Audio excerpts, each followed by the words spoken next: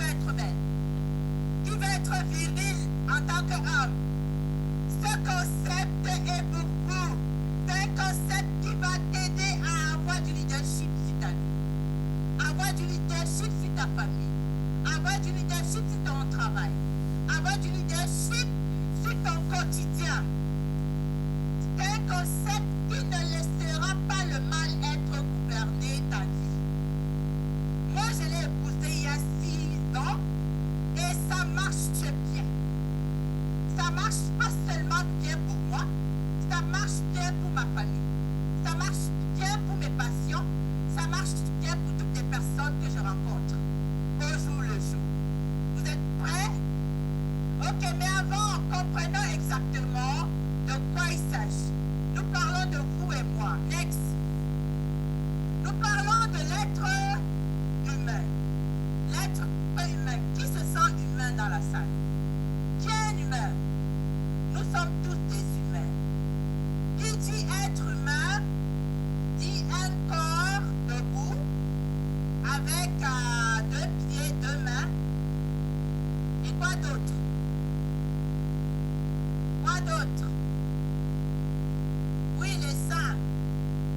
Quoi encore?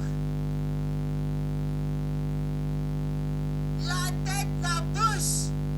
C'est l'être humain, c'est-à-dire c'est ce que vous voyez devant vous. Si vous ne connaissez pas l'être humain, cherchez un miroir. Positionnez-vous, regardez-vous dans le miroir et vous verrez exactement ce qu'on appelle un être humain. Vous êtes d'accord avec moi? Ok. L'être humain n'est pas survenu dans l'univers comme ça. On n'atterrit pas sur Terre comme ça. Il y a un processus. Il y a eu un début pour ressortir le produit fini. Et le début remonte au moment où Dieu était seul. Bon, je parle en tant que scientifique et maintenant, j'aime souvent dire que j'étais l'assistante de Dieu.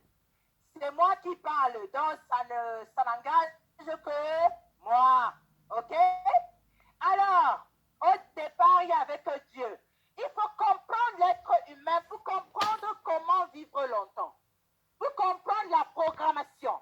Dieu ne nous a pas créés pour mourir avant 100 ans. Dieu nous a créés pour mourir après 120 ans. C'est pour ça que le docteur Frédéric Sadman pense que mourir avant 120 ans est une mort prématurée. Et moi, je veux mourir après 120 ans. En santé, dans le bien-être. J'aimerais mourir étant juste fatigué de vivre et aller retrouver mon Créateur. Je pense que vous êtes dans cette salle pour ce fait. Est-ce que vous êtes là pour autre chose? Voilà. Nous sommes tous là pour ça. Et pour ça, il faut comprendre d'où provient la vie. La vie a commencé avec le Créateur. Je suis chrétienne, moi je l'appelle Dieu. Appelez-le comme vous le voulez, mais c'est lui le programmateur. C'est lui qui a tout commencé. Avant lui, il n'y avait rien. Bon, c'est ma façon de voir. Maintenant, vous pouvez l'appeler l'univers, vous pouvez l'appeler comme vous voulez, d'accord? Mais moi, je l'appelle Dieu. Après lui, il y avait un élément très facile à comprendre. Ça s'appelle les atomes. C'est quoi un atome? L'atome, c'est une petite particule que tout le monde connaît. Qui connaît ce qu'on appelle l'oxygène?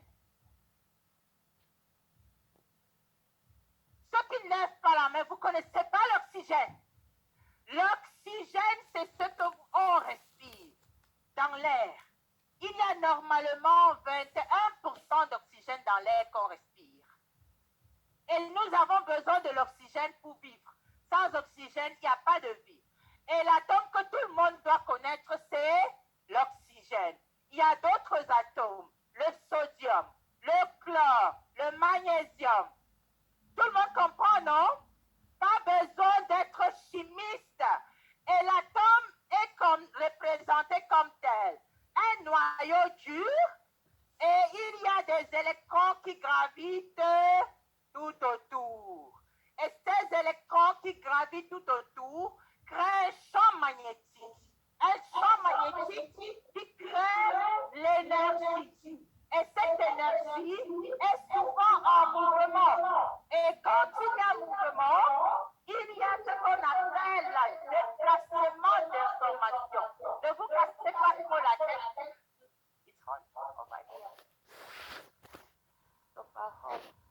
Est-ce qu'on peut m'aider à mettre les ventilateurs ici?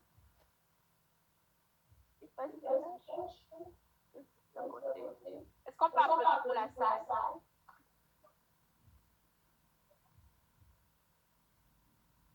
Merci beaucoup. Merci. Voilà un atome. L'atome est fait d'un noyau et de l'énergie. Ça, c'est l'oxygène, par exemple. L'assemblage de plusieurs atomes va vous créer une molécule. Et les molécules vont créer d'autres choses que vous allez comprendre. Maintenant, ce dont vous avez simplement besoin de comprendre, c'est qu'au départ, nous n'étions que des atomes.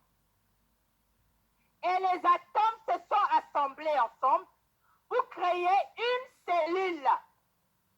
Papa a donné le spermatozoïde, maman a donné l'ovule. Et les deux se sont mis ensemble pour créer un œuf. Un œuf qui porte toutes les informations qui a fait de vous qui vous êtes aujourd'hui. La forme de vos yeux, la forme de la bouche, la couleur de cheveux, la couleur de peau. Tout était dans cet œuf qui était invisible. Tout était programmé dedans. Le cœur, le cerveau, les testicules, l'ovaire. Oui, les testicules. N'ayez pas peur de prononcer les mots pareils. Parce que c'est le corps humain. Quand les atomes se sont mis ensemble, il y avait un œuf. Et l'œuf ressort ce qu'on appelle un bébé. Le bébé qui naît, qui était toi ou moi. Ce qu'on voit, c'est le 1% de l'atome, parce que ça, c'est notre comprendre. Ce qu'on voit, c'est 1% de ma personne. Il y a 99% qu'on ne voit pas, qui s'appelle le champ magnétique. Appelez-le comme vous voulez, mais moi je l'appelle le champ magnétique. Le champ magnétique, ou l'énergie, ou le champ bioénergétique. Revenons sur l'image de tout à l'heure. Vous voyez, au départ, on était des atomes. Comme l'eau. L'eau, c'est deux atomes d'hydrogène, un atome d'oxygène.